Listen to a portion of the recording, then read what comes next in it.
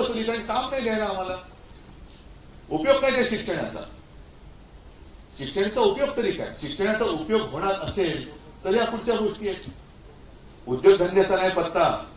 Covid काळामध्ये सुद्धा जे आपण उद्योगधंदे इकडे आणू इच्छित होतो, सामंजस्य करार झाले होते, गद्दारी करून आणि सरकार पाडल्यानंतर सगळे उद्योग कुठे गेले? तुषारजी, मी नाही बोलत. हे वास्तव आहे. हे वास्तव आहे. का मला तुमच्या भाषेत सांगायचं, या दोन ठगांना विचारायचंय, का तुम्ही आमच्या सुखामध्ये मीठ चालवताय? का मीठ चालवताय? का हा भेदभाव करताय?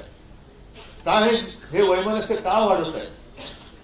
आणि म्हणून शिवसेनेची स्थापना करताना शिवसेना प्रमुखांनी जे सांगितलं होतं, मराठा मराठेतर 96 कोळी 92 कोळी, ब्राह्मण ब्राह्मणेतर, स्पृश्य अस्पृश्य, घाटी कोकणी असे सर्व भेदाभेद गाडून मराठी माणसाची फक्त एकजूट बांधा.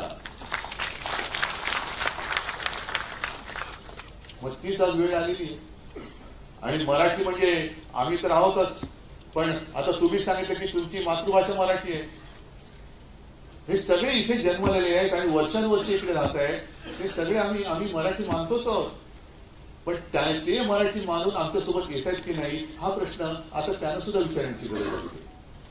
की जेव्हा राज्य संकटात असताना, राज्य लुटलं जात असताना आम्ही लढायला उभे आहोत. अभिमान आहे मला माझ्या महाराष्ट्राचा की संपूर्ण देशामध्ये लोकसभेमध्ये महाराष्ट्राने या मुजोर सत्ताधाऱ्यांना गुडघ्यावरती आणलं. याचा मला अभिमान आहे.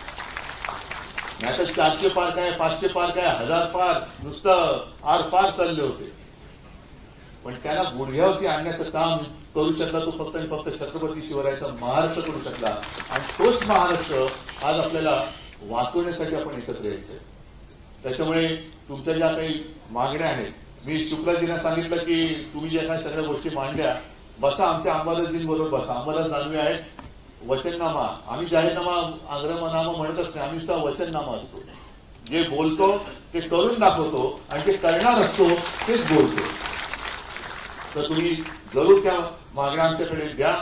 त्याच्यावरच्या योजना काही असतील, धोरणं. एक मला आवडला शब्द, योजना आहेत पण धोरणं नाही. हा एक आवडला मला शब्द, योजना आहे. आणि योजना म्हणजे कशा? हे मोफत साडी वाट, 1500 रुपये दे, हे आहे, पण हे धोरणात्मक नाही. तर लोकांना दुर्गामी परिणामाचं काय होणार आहे?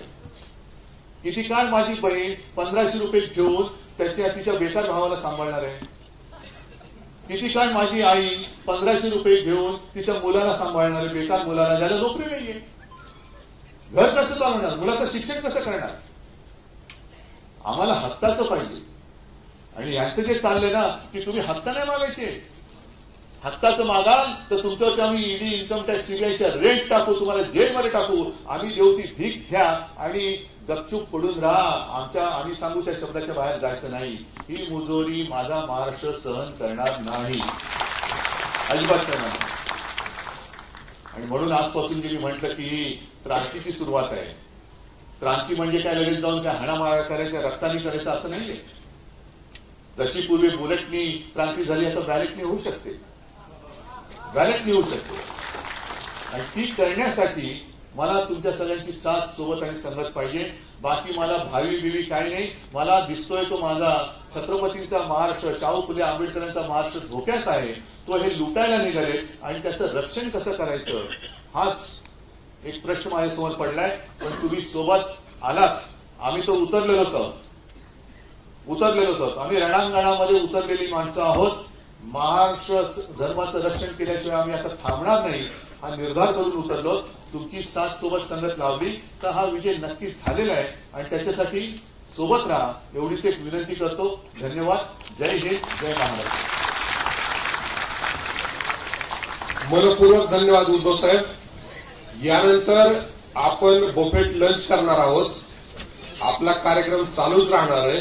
लंच झाल्यानंतर महाराष्ट्र विधानसभेचे विरोधी पक्ष नेते अंबादासजी दानवे हे आपल्याबरोबर या ठिकाणी संवाद साधण्यासाठी उपस्थित राहणारच आहेत.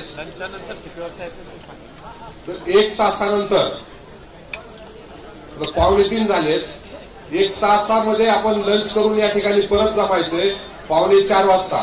तर आपल्याला सगळ्यांना विनंती करतो की शांततेनं वर राजश्री शाहू सभागृहामध्ये बफेट लंचची व्यवस्था केलेली आहे. त्या ठिकाणी आपल्या सगळ्याला शांततेमध्ये दुपार